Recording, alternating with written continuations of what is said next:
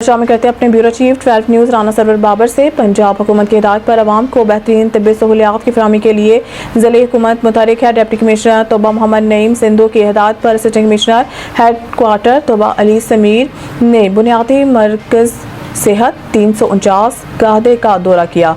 आइए देखते हैं अपने ब्यूरो चीफ की इस रिपोर्ट में। जैसा कि पंजाब हुकूमत दावा करती है कि वो पंजाब के अवाम को बुनियादी तिब्बी सहूलियात और फ्री अद्वियात की फराहमी को यकीनी बनाने के लिए कोशां है।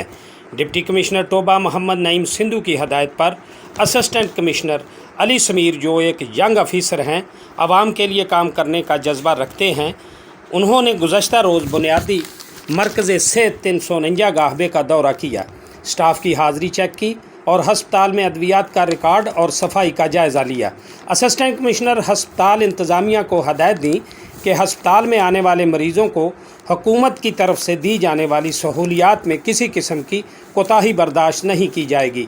उन्होंने कहा कि हुकूमत पंजाब बुनियादी मराकज़ सेहत में मरीज़ों को बेहतर से बेहतर सहूलियात देने के लिए हर मुमकिन इक़दामात कर रही है।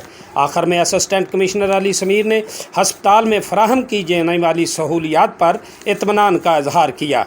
Rana Sarwar Babar, bureau chief, Toba Tek Singh.